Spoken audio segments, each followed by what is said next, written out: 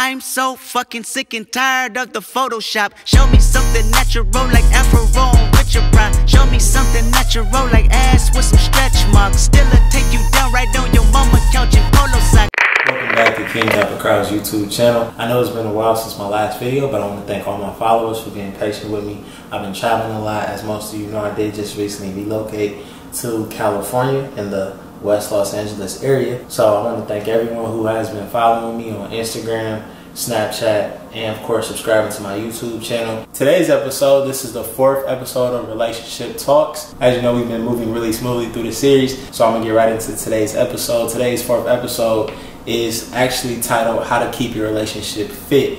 So I actually received some really great questions this week, so I definitely want to thank my followers who did submit questions. So first question today is, I've been seeing a man that's 5 years older than me and worry I'm not as experienced. He'll be 27, I'll be 22. How can I make sure I'm still entertaining him or will keep his attention? He says our age gap doesn't bother him at all, but sometimes I question if he's really being honest with it. Okay, well, that's a really good question. Whenever it comes to dating an older man or an older woman, definitely have to be cautious in a sense of experience level. When someone is a significant amount, like 5 years older than you, it is more than likely that they may be more experienced, but you never know. It could surprise you. Maybe they're not as much necessarily more experienced than you actually think they are. But my suggestion would be to don't be afraid. Be very confident in this situation. Even if you're asking about like physically or sexually, you know, don't be afraid to try new things. You know, maybe kind of let that person who's older than you kind of, you know, take a lead role and maybe like follow their lead. Maybe you are more experienced than you actually thought, and you'll actually probably be able to grow into a level of experience that you didn't know that you actually had inside of you. So I definitely recommend that, you know, you let that older person take a lead role. Don't be afraid to let them put you onto new things, and you guys should definitely be fine. Question number 2.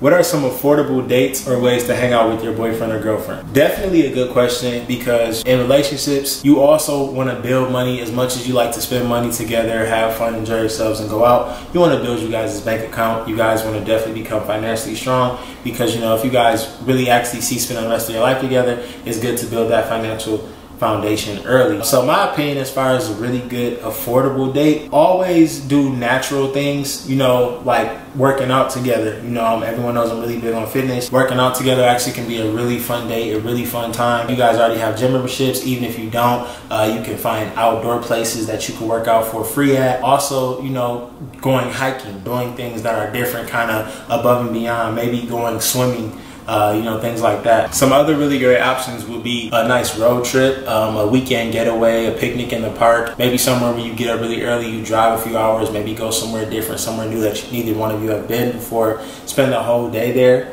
do affordable things there, and then, you know, come back later that night. You know, just kind of getting out, getting away from your normal environment. Really good designated movie night can work. So, I mean, there's tons of really great affordable dates that you don't have to spend a lot of money on. You know, you don't always have to go to the steakhouse or go out to a 5-star restaurant or anything like that. You can always do things that are very cost efficient, and more often than not, most people really do like simplicity, so that will get you a lot further, and, you know, you guys will definitely go a long way in your relationship. Question number 3. What is your opinion on going out to the club with your significant other? This is a really good question. It's kind of a question that I'm big on. Short and sweet. I am not a fan of going out to the club with your significant other. It does depend on the personality of your boyfriend or girlfriend, though, or both parties involved. However, me, I'm not a big club person. If I'm going to the club, I have to be out of town. Like, I have to be in Vegas, Miami, you know, somewhere that I don't live. That's pretty much it. Even living now in LA, I don't go out to the club much at all. If I go out to the club, it would probably be more so for a business purpose, more so like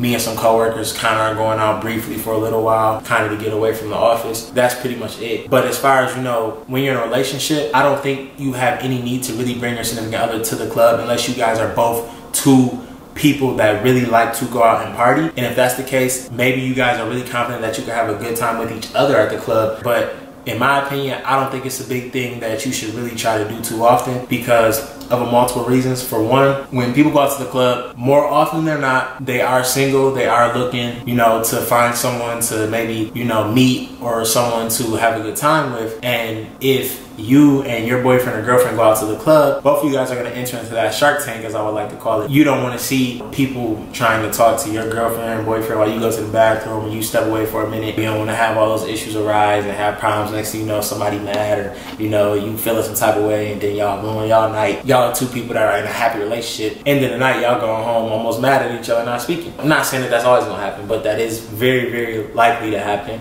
if both of you go to the club. Another reason being that if you guys both go to the club, I feel like it's only going to make you realize that you already have something special that most of the people there are looking for. So it's kind of, you know, a good thing that you guys can go out and enjoy yourselves, but it kind of is a waste of time. I mean, you know, the club is a setting where I don't feel like you should make a dating environment at all. So that's just my opinion. Question number 4. I've been in a relationship with this guy for about a year now, and it's like everything is dying. What can we do to bring life back into our relationship? In my opinion, whenever you've been in a relationship for at least a year with someone and you feel like your relationship is dying off, definitely try to do new things. Maybe sit down and say, you know, we don't really go out anymore, or maybe we don't do this, or think of things that you guys have never done in the first year of being together. That way, you know, you guys can actually maybe work towards doing those. Maybe take a nice vacation, reward yourselves for being in a nice relationship for a year.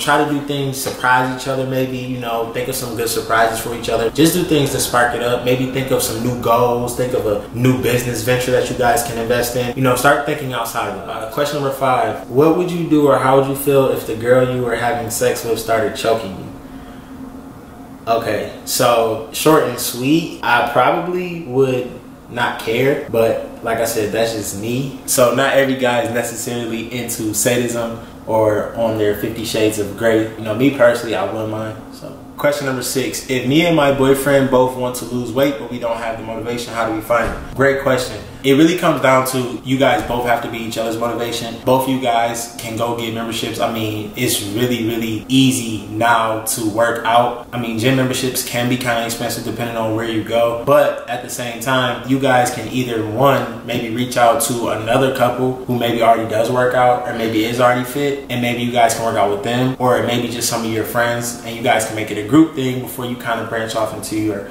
own thing, as you know, just you two in the relationship working out. But find any bit of motivation. Find friends, use each other's motivations. Start off at home, even doing the most simple workouts in home. You can do pretty much anything, anywhere, and work out. You guys maybe can sign up for a class together, Zumba, kickboxing, Pilates, yoga, anything. So, you know, definitely be each other's motivation. So that's all for today. I want to thank everyone who did submit some questions. As always, I definitely want to say what's up to my new subscribers. And I thank everyone for subscribing to King Kappa Karl's YouTube channel. Definitely will make sure that I keep my videos flowing, and I will get some new videos out as soon as possible. And once again, as always, thank you for tuning in.